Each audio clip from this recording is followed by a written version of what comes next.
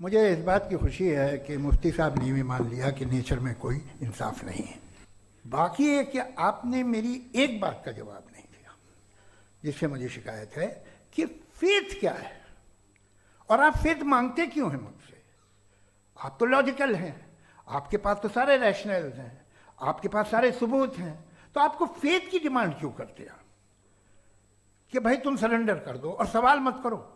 कोई मजहब सारे सवाल करने की इजाजत नहीं देता है और मना करता है कि ज़्यादा सवाल ना करो, बह जाओगे तुम।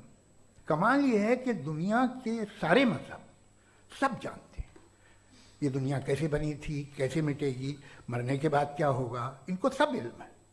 इनको किसी को डायनासोर होते थे पहले ये नहीं पता था, किसी को नहीं पता। किसी भी दुनिया की मजहबी किताब में डायनासोर का जिक्र नहीं है। जिस दुनिया में आप बैठे हैं सर, ये हॉल जो है, ये इलेक्ट्रिसिटी जो है, ये माइक जो है, जिस हवाई जहाज से आप आए थे, वो जिस कार से आप यहाँ आए हैं, ये सब उन लोगों की बनाई हुई है जिन्होंने सवाल किए थे। ये दुनिया जिसमें आप आज आराम से हैं, ये उन लोगों की बनाई है कि जिन्होंने सवाल किए थे और हर स्टेज पे इन सवालों को मकरूह कहा गया था, गलत कहा गया था। तो आज जो बातें आपके जहन से बिल्कुल परे हैं और आप हैरान होते हैं उन्हें देख के, एक वक्त आएगा कि मामूली लगेंगे। और हुआ है, आपकी इंसानी तारीख ही है। इतनी जल्दी सारे फैसले आप मत कर लीजिए, थोड़ा ये ह्यूमिलिटी रखिए कि भाई ये हमें नहीं मालूम। ये कहने में क्या आ रहा है? ये यूनिवर्स कहाँ तक फैली, ये कब से है और कब तक रहेगी, हमें नहीं मालूम। आपने फैसला कर लिया कब बनी। ये आपके हिसाब से कोई 14 बिलियन ईयर बनी जो समझा जाता है। उससे पहले हजारों करोड़ों अरबों साल तक खुदा बैठा क्या कर रहा था? खामोश बैठा था, ऐसे ही जमाइयाँ ले रहा था। फिर उसे आइडिया आया, यार एक काम करते, वक्त अच्छा गुजर जाएगा, यूनिवर्स बनाते। सोचिए, तो हम अपनी जहालत से लड़े, उसकी परस्तिश न करें। Thank you so much. तर्कों की श्रृंखला में राउंड 2 के लिए मुफ्ती साहब को आमंत्रित कर रहा हूँ। शुक्रिया।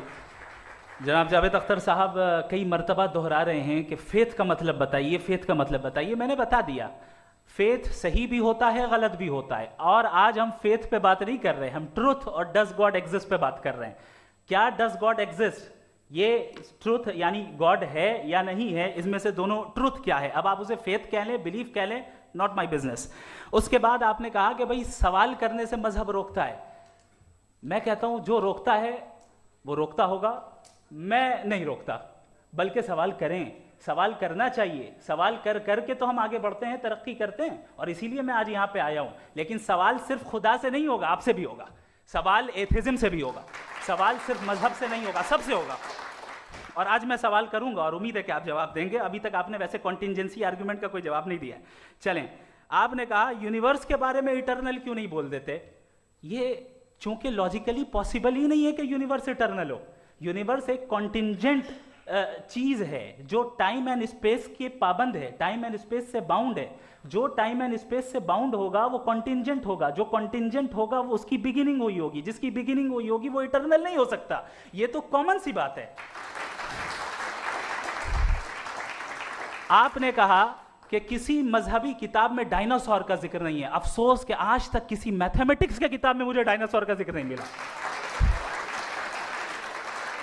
तो इसका मतलब मैथमेटिक्स की किताब बेकार है? नहीं, उसका वो टॉपिक नहीं है। रेवलेशन का और मजहबी किताबों का टॉपिक ये नहीं है कि आपको आके बताए साइकिल कैसे बनाते हैं, या आकर ये बताएं कि जो है डायनासोर कब था। वो तो मोरालिटी सिखाने आया है, गॉड के बारे में बताने आया, नॉन फिजिकल रियलिटी की हकीकत को सिखाने के लिए आया।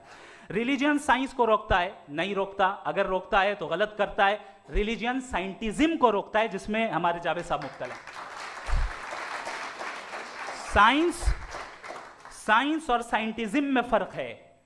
साइंटिज्म यह है कि आप समझें कि साइंस और साइंटिफिक मेथोडोलॉजी ये नॉलेज को हासिल करने का वाहिद सोर्स ऑफ नॉलेज है। यह है साइंटिज्म। हम इसे रिजेक्ट करते हैं। उसके बाद उन्होंने कहा कि भाई हमें नहीं मालूम। अगर नहीं मालूम तो क्लियरली कह देना कि नहीं मालूम है, इसमें क्या हर्ज है। तो वही तो मैं कह रहा हूं ना कि आप कह दें कि नहीं मालूम, लेकिन क्लेम क्यों कर रहे हैं कि गॉड एग्जिस्ट नहीं कर रहा है।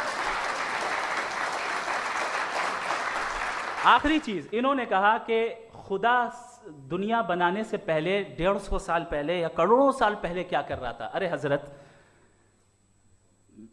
चलें, बहरहाल मैं जवाब दे देता हूं, आप हमारे रिस्पेक्टेड पर्सनालिटी हैं, अगर आप नहीं होते तो मैं ऐसे एंटरटेन ही नहीं करता। टाइम, ये 100 साल पहले या 100 साल बाद, पहले बाद में अभी, ये वो अल्फाज हैं जिनका ताल्लुक टाइम से है।